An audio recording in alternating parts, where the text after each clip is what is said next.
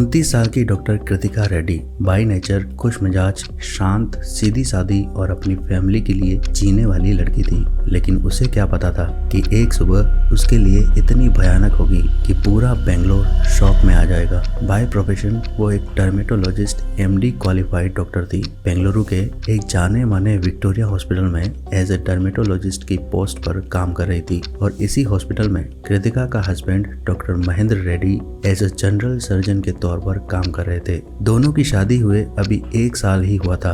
इस वीडियो में भी दिख रहा है कि दोनों कपल यूं तो बहुत ही खुश थे अपनी मैरिड लाइफ में, लेकिन जब एक सुबह कृतिका का हस्बैंड डॉक्टर महेंद्र ने कमरे में देखा कि कृतिका अनकॉन्शियस अपने बेड पर पड़ी थी। जगाने पर कोई रिस्पॉन्स नहीं मिला।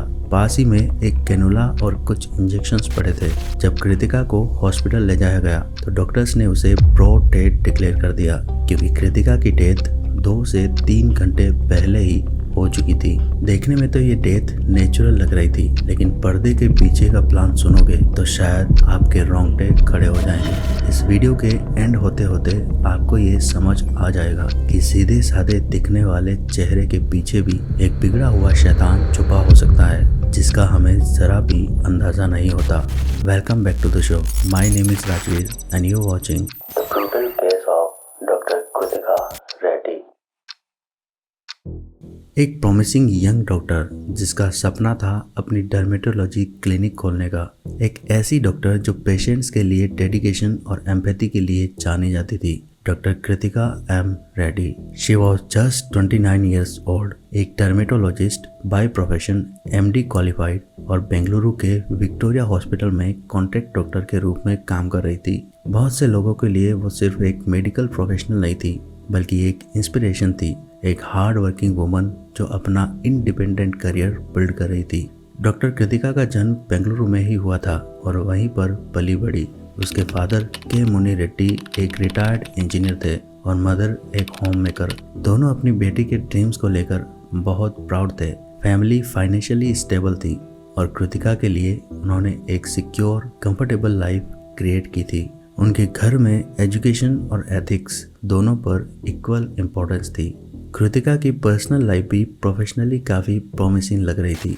26 मई 2024 को उसकी शादी हुई डॉक्टर महेंद्र रेड्डी से, जो एक जनरल सर्जन थे और विक्टोरिया हॉस्पिटल में ही काम करते थे। दोनों डॉक्टर्स, दोनों वेल एजुकेटेड और दोनों एक ही फील्ड से। नेचुरली सबको लगा था ये एक परफेक्ट मैच है। शादी भी अरेंज मैरिज सेटअप में एक बड़े स्केल पर हुई थी, अराउंड 2 करोड़ के एक्सपेंसेस के साथ। फैमिली, रिलेटिव्स सब ने इस शादी को एक आइडियल प्रोफेशनल अलायंस के रूप में देखा। कृतिका के फादर ने उनके फ्यूचर के लिए एक 3 करोड़ का घर अयप्पा लेआउट में बनवाया था, जहां दोनों न्यूलीवेड्स अपनी जिंदगी शुरू कर रहे थे। मैरिज के इनिशियल मंथ्स नॉर्मल लग रहे थे। दोनों अपनी प्रोफेशनल रूटीन में बिजी थे और फैमिली के अकॉर्डिंग सब कुछ स्मूथ चल रहा था, लेकिन अंदर ही अंदर कुछ मिसअंडरस्टैंडिंग्स और इश्यूज डेवलप होने लगे थे, जिनका अंदाज़ा उस वक्त किसी को नहीं था।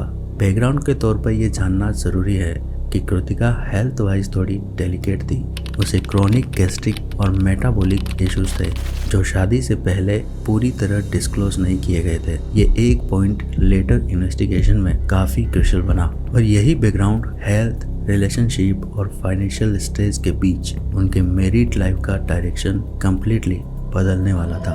एक तरफ एक टैलेंटेड डॉक्टर, एक लविंग डॉटर और एम्बिशियस वुमन थी, और दूसरी तरफ एक ऐसा सिस्टम था जहां ट्रस्ट, प्रोफेशनल एथिक्स और प्रोफेशनल एक्सपेक्टेशंस कोलाइड करने वाले थे। ये कहानी एक ऑर्डिनरी मैरिज की नहीं थी, ये एक ट्रेजेडी थी जो मेडिकल नॉलेज और पर्सनल बेट्रियल के बीच अनफोल्ड होने वाली थी। अप्रैल 2025 बेंगलुरु के मारथाहल्ली एरिया में एक नॉर्मल सी शाम थी, लेकिन यही शाम एक ऐसे केस का टर्निंग पॉइंट बनने वाली थी जिससे पूरी मेडिकल कम्युनिटी हिल गई। 21 अप्रैल 2025 के around doctor Kritika M. Reddy अपने हस्बैंड डॉक्टर महेंद्र रेड्डी के साथ बेंगलुरु के अयप्पा लेआउट रेजिडेंस में थी। उसी दिन उसने अपने फैमिली मेंबर्स को कॉल करके बताया कि उसे गैस्ट्रिक और स्टोमक डिस्कम्फर्ट फील हो रहा है। एज ए डॉक्टर नेचुरली उसने अपने हस्बैंड से ट्रीटमेंट लिया। महेंद्र एक जनरल सर्जन था और दोनों विक्टोरिया हॉस्पिटल में कलीग्स भी थे। महेंद्र ने उससे कहा था कि वो घर पर ही आईवी ट्रीटमेंट देगा ताकि वो बेटर रेस्ट कर सके। कृतिका ने बिना शक किए एग्री कर लिया। आफ्टर ऑल वो अपने हस्बैंड पर ट्रस्ट करती थी। 21 अप्रैल से लेकर 24 अप्रैल तक ये 4 दिन इस केस के सबसे क्रूशियल थे। 21 अप्रैल को महेंद्र ने पहला आईवी डोज एडमिनिस्टर किया स्टोमाक रिलीफ के लिए। 22 अप्रैल कृतिका को महेंद्र ने उसके पेरेंट्स के घर शिफ्ट किया मार्था हल्ली के मेन रोड पर ताकि वो बेटर रेस्ट ले सके। वहीं पर महेंद्र ने सेकंड आईवी डोज दिए। 23 अप्रैल की रात अराउंड 9:30 PM कृतिका ने महेंद्र को व्हाट्सएप मैसेज किया। कह रही थी कि कैनुला में बहुत पेन हो रहा है।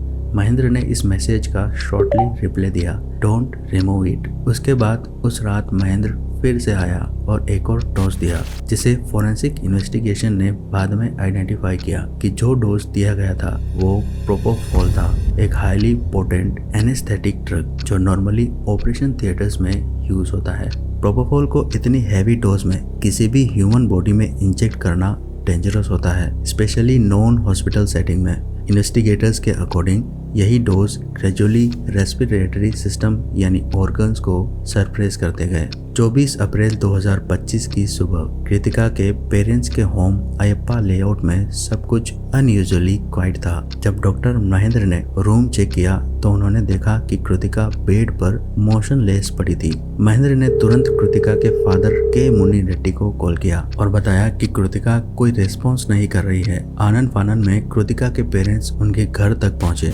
लेकिन तब तक एम्बुलेंस भी वहां आ चुकी थी और महेंद्र ने तुरंत रिएक्ट करते हुए उसे कावेरी हॉस्पिटल ले गया। पर एक चीज सबको स्ट्रेंज लगी, जब कृतिका अनकॉन्शियस थी, जिंदगी और मौत के बीच जूझ रही थी, तब महेंद्र खुद एक डॉक्टर होते हुए भी उसने मदद करने की कोशिश तक नहीं की। उसने बेसिक लाइफ सपोर्ट और CPR भी फॉलो नहीं किया। हॉस्पिटल रिकॉर्ड्स के हिसाब से कृतिका को ब्रॉड डेथ डिक्लेयर कर दिया गया। ऑफिशियली रीजन था रेस्पिरेटरी फेलियर, यानी ऑक्सीजन प्रॉपरली नहीं मिल रहा था और लंग्स अपना काम प्रॉपरली नहीं कर रहे थे। महेंद्र ने डॉक्टर्स और फैमिली को कन्विंस करने की कोशिश की कि ये नेचुरल डेथ थी related to her gastric issues. Kaveri hospital Marathahalli 24 अप्रैल 2025 के मॉर्निंग आवर्स। डॉक्टर्स ने जब बॉडी एग्जामाइन की उन्होंने तुरंत पुलिस को इन्फॉर्म किया, क्योंकि कुछ क्लिनिकल साइंस मैच नहीं कर रहे थे एक नॉर्मल गैस्ट्रिक डेथ से। फिर भी महेंद्र इंसिस्ट कर रहा था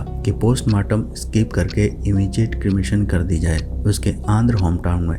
लेकिन कृतिका की sister doctor Nikita M Reddy, जो खुद एक रेडियोलॉजिस्ट थी, उन्होंने मना कर दिया। उन्होंने कहा ये केस पोस्टमार्टम के बिना क्लोज नहीं होगा। उसके इंसिस्ट करने पर हॉस्पिटल ने एक मेडिको लीगल केस फाइल किया और मार्था हल्ली पुलिस स्टेशन ने अननेचुरल डेथ रिपोर्ट रजिस्टर की।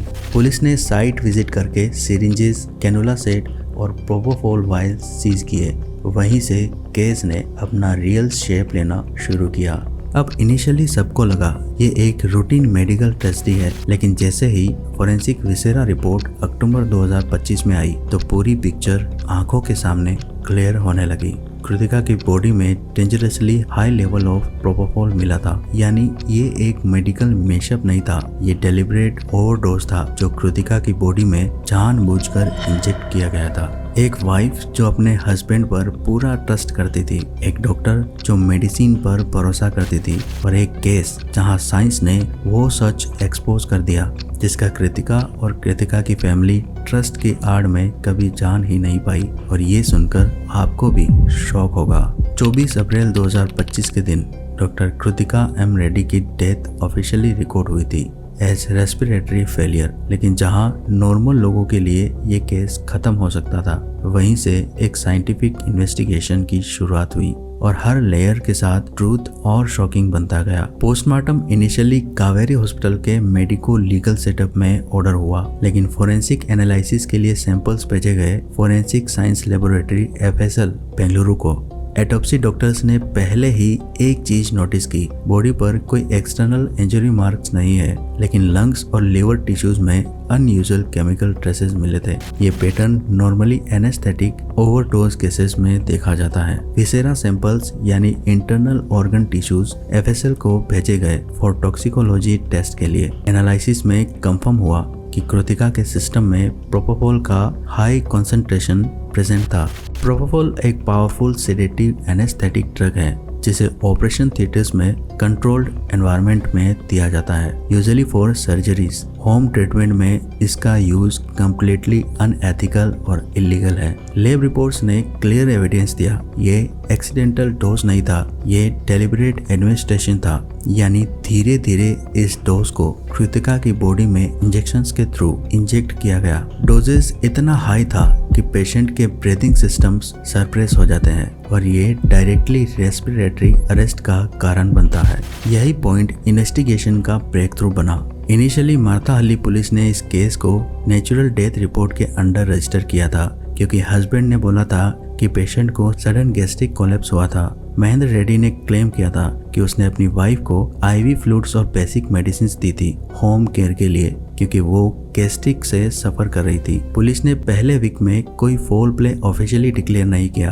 केस एक रूटीन इन्वेस्टिगेशन मोड में था, लेकिन जैसे ही अक्टूबर 2025 में FSL report I almost 6 month बाद, तो सब कुछ बदल गया। रिपोर्ट ने क्लियरली मेंशन किया था presence of propofol in lethal concentration inconsistent with therapeutic use, यानी जो ड्रग नॉर्मली ऑपरेशन थिएटर्स में दिया जाता है वो होम एनवायरनमेंट में इंजेक्ट किया गया था बिना किसी इमरजेंसी के। यही वो पॉइंट था जहां पुलिस ने नेचुरल डेथ थ्योरी को ड्रॉप करके केस को सेक्शन 103 मर्डर के अंडर रिक्लासिफाई किया। अब बात करते हैं फैमिली और सस्पेक्ट के इनिशियल रेस्पॉन्स की। डेथ के तुरंत बाद हस्बैंड महेंद्र रेड्डी ने फैमिली को कन्विंस करने की कोशिश की कि पोस्टमार्टम की जरूरत नहीं है। उसने कहा कि कृतिका की हेल्थ ऑलरेडी वीक थी और डेथ नेचुरल है। उसने इवन उनके फादर के मुनि रेड्डी को प्रेशराइज किया था कि बॉडी को आंध्र प्रदेश जो उनका नेटिव प्लेस था ले जाकर तुरंत क्रिमेशन कर दी जाए, और उस पर ये भी एलिगेशंस लगे थे कि उसने पोस्टमार्टम रूम में जबरदस्ती घुसने की कोशिश की थी ताकि पोस्टमार्टम रिपोर्ट को मैनिपुलेट कर सके, लेकिन पुलिस ने उसे रोक दिया। ये देखकर कृतिका की sister doctor Nikita M Reddy, जो खुद एक मेडिकल प्रोफेशनल है, उसे कुछ ठीक नहीं लगा। उसने क्रिमेशन के लिए मना कर दिया। उसने कहा we need medical proof not assumptions. यही रिफ्यूजल पोस्टमार्टम के लिए ट्रिगर बना। निकिता और उनके हस्बैंड मोहन रेड्डी ने पुलिस को डायरेक्टली इस केस में इन्वॉल्व किया और क्रिमेशन को रोका। अगर उन्होंने उस वक्त डाउट ना किया होता तो केस शायद कभी ओपन ही नहीं होता। महेंद्र उस वक्त नॉर्मल था। इन्वेस्टिगेशन में इनिशियली कोऑपरेट भी किया, लेकिन जैसे ही विसेरा रिपोर्ट आई वो सडनली बेंगलुरु से ही डिसअपीयर हो गया। पोस्टमार्टम ने वो रिवील किया जो किसी ने सोचा भी नहीं था कि एक डॉक्टर ने अपनी मेडिकल नॉलेज का मिस यूज करके अपनी ही वाइफ के लिए एक परफेक्ट क्राइम प्लान किया, और फॉरेंसिक एविडेंस ने पुलिस को एक क्लियर डायरेक्शन दी। अब बात करते हैं कि महेंद्र ने आखिर ऐसा क्यों किया। इन्वेस्टिगेशंस ने जैसे जैसे लेयर्स खोली, नए लीड्स सामने आते गए। सबसे पहला मेजर क्लू ड्रग सोर्स से था। प्रोपोफॉल के वायल्स विक्टोरिया हॉस्पिटल और एक प्राइवेट फार्मेसी बालाजी मेडिकल्स जो महेंद्र के फैमिली ओन्ड स्टोर था, दोनों जगह से ट्रेस हुए।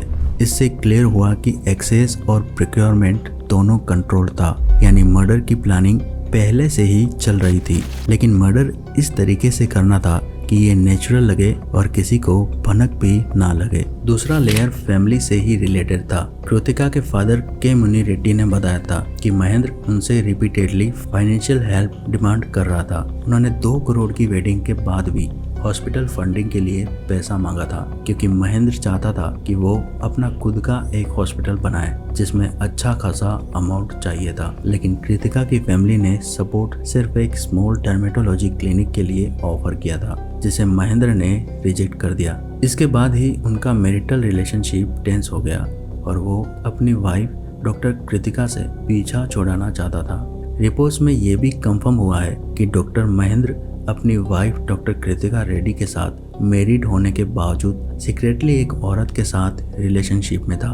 पुलिस इन्वेस्टिगेशन और कृतिका के फैमिली के स्टेटमेंट के अकॉर्डिंग महेंद्र ने अपनी वाइफ के साथ इश्यूज क्रिएट करने शुरू कर दिए और वो धीरे धीरे कृतिका से इमोशनल डिस्टेंस मेंटेन करने लगा था। ये अफेयर इतना सीरियस था कि कृतिका के पेरेंट्स को भी पता चल चुका था और फैमिली भी इस चीज को लेकर टेंशन में थी। ये अफेयर एक नॉर्मल मोटिव भी बन सकता है महेंद्र का कृतिका के मर्डर के पीछे, क्योंकि वो अपनी एक्स्ट्रा मैरिटल रिलेशनशिप और फाइनेंशियल गेन्स दोनों को लेकर डेस्परेट हो रहा था। तीसरा मेजर लीड था प्रीवियस क्रिमिनल रिकॉर्ड्स का री एमरजेंस। पुलिस को पता चला कि महेंद्र और उसके ट्विन ब्रदर के खिलाफ 2018 और 2023 में थ्रेट रिलेटेड केसेस थे, जो सस्पिशियली 23 अप्रैल 2025 यानी मर्डर के एक दिन पहले विड्रॉ हुए थे।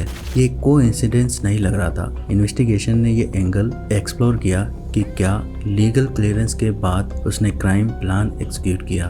अक्टूबर 2025, ऑलमोस्ट 6 मंथ्स आफ्टर कृतिका's डेथ, FSL विसेरा रिपोर्ट ने प्रोपोफॉल ओवरडोज कंफर्म कर दिया था और उसके बाद कृतिका के फादर ने ऑफिशियल मर्डर कंप्लेंट फाइल किया। पुलिस ने इमीडिएटली सेक्शन 103 ऑफ भारतीय न्याय संहिता मर्डर के अंडर केस रिक्लासिफाई किया। By the time Mahendra Bengaluru से डिसअपीयर हो गया था। ट्रैकिंग के थ्रू पुलिस ने उसके डिजिटल ट्रायल फॉलो किए। उसका फोन लोकेशन ट्रेस हुआ था मणिपाल उडुपी डिस्ट्रिक्ट में। वहां वो एक मेडिकल कॉन्फ्रेंस अटेंड कर रहा था। 14 अक्टूबर 2025 को पुलिस ने उसे कॉन्फ्रेंस वेन्यू से अरेस्ट किया। उसके अरेस्ट के बाद उसे 15 अक्टूबर को मजिस्ट्रेट के सामने प्रोड्यूस किया गया था और 9 दिन के पुलिस कस्टडी में भेजा गया। उसने अपनी इनिशियल स्टेटमेंट में बोला कि वो इनोसेंट है और सिर्फ ट्रीटमेंट कर रहा था, लेकिन इन्वेस्टिगेशन ने ऑलरेडी स्टेबलाइज कर दिया था कि वो ट्रीटमेंट नहीं, एक कंट्रोल्ड केमिकल ओवरडोज था जिसे थोड़ा थोड़ा करके केयर के फॉर्म में दिया गया। इस केस का शॉकिंग ट्विस्ट सिंपल था। एक हस्बैंड जो प्रोफेशनली डॉक्टर था, उसी ने अपने मेडिकल एक्सपर्टाइज का मिस यूज किया। जहाँ पे ट्रस्ट और प्रोफेशन दोनों हाईएस्ट वैल्यू पे होते हैं, वहीं से बेट्रियल ओरिजिनेट हुआ। और आयरनी ये थी कि वो जहाँ लोगों की बीमारियों को ठीक करता था, वहीं अपनी वाइफ के लिए प्रोपोफॉल का लीथल डोज तैयार कर रहा था, उसे रास्ते से हटाने के लिए। एक मेडिकल प्रोफेशनल का केस जहां साइंस और ट्रस्ट दोनों एक ही लाइन पर मिलते हैं। डॉक्टर कृतिका एम रेड्डी का मर्डर एक रिमाइंडर है कि नॉलेज कभी नेचुरल नहीं होती, वो हील भी कर सकती है और डिस्ट्रॉय भी। बस डिपेंड करता है उस हाथ पर जो उसे यूज कर रहा है। इन्वेस्टिगेशन अभी ऑन गोइंग है और लीगल प्रोसेस अभी चल रही है, पर इस केस ने एक चीज क्लियर कर दी, सच हमेशा अपने निशान छोड़ता है, चाहे वो लैब में हो, व्हाट्सएप मैसेज में हो या किसी दवा के बोतल के बारकोड में। एक डॉक्टर ने अपने प्रोफेशन का मिसयूज करके एक जिंदगी खत्म कर दी, लेकिन फोरेंसिक साइंस ने प्रूव कर दिया, चाहे कितनी भी प्लानिंग हो, सच को छुपाया नहीं जा सकता।